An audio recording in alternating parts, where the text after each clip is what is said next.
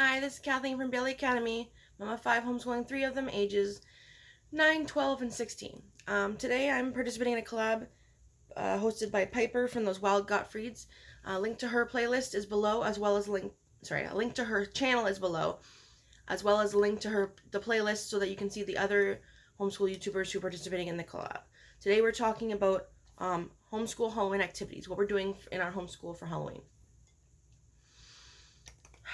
Sorry, it's very early in the morning. So I got my Don't Make Me Scare You shirt on that you can kind of see, and a little Halloween decoration in the background to kind of set the mood. Alright, so I have notes, so if you see me looking down, I'm just looking at my notes.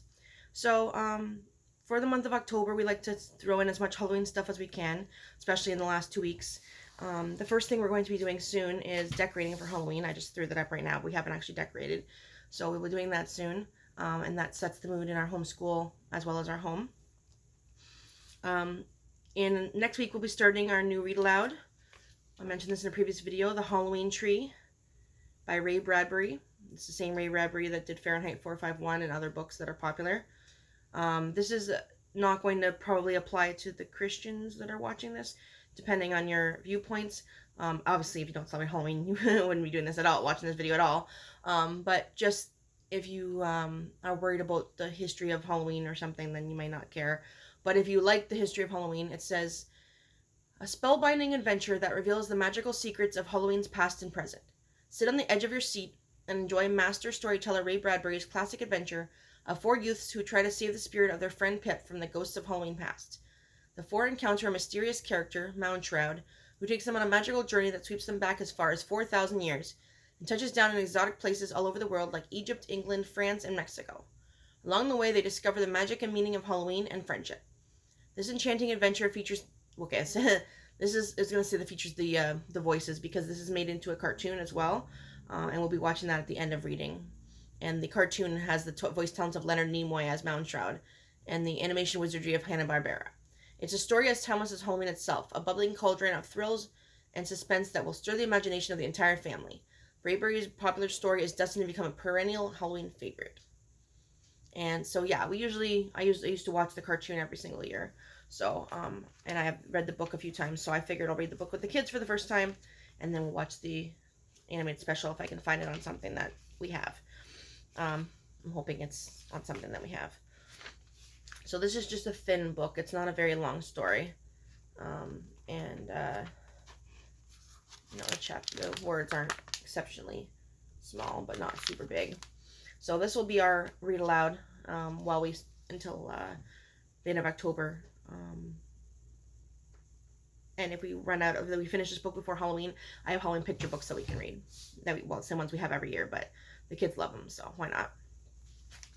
I have other random stuff that I find. Most of the stuff I have is either from, well, a lot of time things are from Twinkle, which I'm a brand ambassador for, but today most of my stuff is not from Twinkle. I haven't actually looked to see what they have for Halloween yet. So everything else that I get, if I don't get it from Twinkle or Teachers Pay Teachers, I get it from homeschool or teacher websites, blogs, and I subscribe to their email lists, and they often send out either freebies that you can just download right from their email, or a link to like a group collab of their own that has freebies, giveaways, and deals. And so I do sometimes spend money on Teachers Pay Teachers through deals where I don't, like I say, something is only $1 or $2. But a lot of time I get these freebies and I save them to my computer under the category that they are. So I have a category for holidays and then Halloween. And so I can just look when Halloween comes to see what I already have. But I have some other freebies that I got this year as well. So I have a word search that came in 3 tiers for how. So I have one for my younger one for my middle-aged one, and one for my older one. That they're varying degrees of hardness. I will link what I can find the link of below in the description box. I have Halloween trivia, so it doesn't have the answer, so what I'm going to do is we're going to give them each a device, and I'm going to give them a turn, and so I'll say the trivia question, and they have to use their research skills to find the answer to that one, and we'll share with each other. Mad Libs, which I know is from Homeschool of One, and we all know what Mad Libs are, I think, so that helps them practice their English language skills as well as have fun. I made my own Halloween choice board, which you can download, you can buy, but it's only like, I think, $1 on Teachers Pay Teachers, and I will link that below for sure. And so it can be used many different ways. You can have them do one item from it, or on one line, or the whole board over like 1 day, 1 week, or 1 month, or however you want to work it.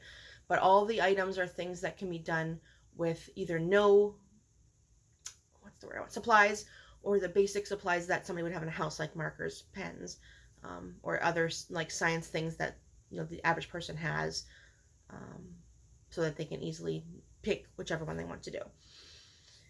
So we're working on that choice board. I have math activities that are for Halloween. It's like I hate when I can't think of the word. It's kind of like wish you guys were here to tell me what I'm trying to say. The thing where you finish puzzles to unlock something. I know some of you are like, oh, I know what it's called. Escape room. It's like an escape room. Sorry, that happens to me all the time. And so it's just like math activities. You do this one, then you go to this one, then you go to this one, and you kind of like unlock and win. So I'm going to have them work on that together. We'll of course be listening to lots of Halloween music. We can't always have music during school because my middle child that I homeschool, has auditory processing disorder, and so any sound around him while he's trying to concentrate does not work. But during art or morning basket, sometimes we can get away with music. I'm still looking for some STEM. I found some, but nothing that I like. So if you have suggestions for Halloween STEM that doesn't require crazy shopping to go get these items, and works for my age groups of 9 to 16, and you have suggestions, let me know.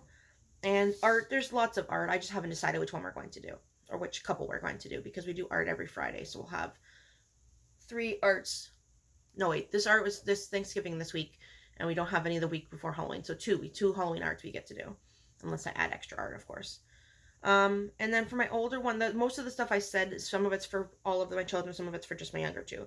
But also in addition, for my older child, she takes different classes, and I like to, on Halloween itself, give her Halloween related tasks so that she's still kind of doing her lessons, but not like just boring lessons. So she takes Latin, so I found a Halloween story in Latin that she's going to read, and then any word she doesn't know, she's going to translate and kind of understand. For biology and nature class kind of combined, we're going to do a pumpkin dissection. So she basically just carving a pumpkin, but then there's questions and stuff that she has to do. I found that, so I'll see if I can link it below. And for oceanography, I found a video, the top 15 scary ocean creatures. So I thought that would be a fun way to include Halloween in oceanography. I haven't found a way to include Halloween in, I can't think of what other classes she's taking, English language arts yet. But I mean, that is the easiest way to include Halloween, a writing prompt or something. So I just haven't decided which one I'm using yet. And, what am I forgetting? No, I guess that's it. I don't know. It includes my Halloween stuff as I can. I can't wait to see the other videos in this collab so I can see some other ideas. I have a list that I can add to my list of Halloween things to do this month. I'm still planning, so I'm open to suggestions. Let me know what you're doing in the comments for Halloween in your homeschool, or what you would want to do if you aren't homeschooling yet. And if you have any comments or suggestions for new videos, let me know about that too. I have to sign off now because I have to get my school day started. But make sure you check the the description below for the link to the playlist and to Piper's channel, those Wild Gottfrieds, so you can check her out, and also check out the other homeschool YouTubers and see what they're doing for Halloween in their homeschool. Maybe you'll get lots of cool ideas. All right, that's it for today. Bye.